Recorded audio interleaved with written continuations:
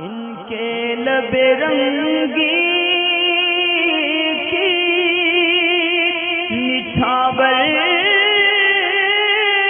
थी कि जिसने सास ने शादी में हार चढ़ाया।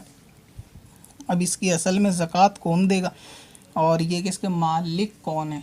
तो जो सामान दुल्हन को जहेज़ में यानी दहेज में दिया जाता है तो उसकी असल मालकिन यानी उसके असल मालिक जो है वो लड़की ही होती है, ख़ास जो उसके वालिदैन की तरफ से मिला।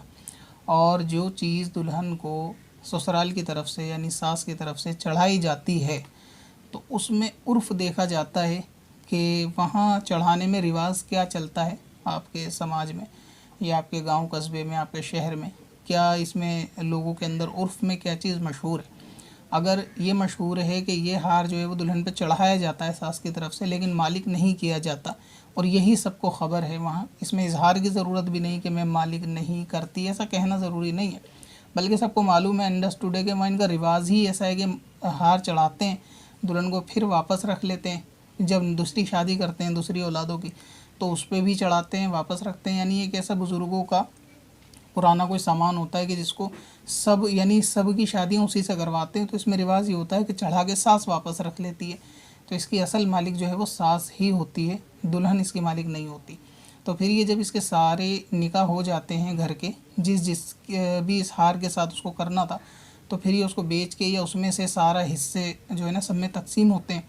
तो जब ये हिस्से तकसीम हो जाएंगे, तहाइफ में इनको मिल जाएंगे तोहफे के तौर पे, तो जो रकम मिलेगी ये दुल्हन उसकी मालिक होगी। और अगर सास ने चढ़ा के वापस ले लिया, और वहाँ पे उर्फ़ भी यही है कि वापस ही लिया जाता है, सबको मालूम है, तो इसमें दुल्हन इस चीज़ का मुतालबा नहीं कर सकती कि ये मेरा सामान है मैं वापस नहीं दूंगी, बल्कि दे दे।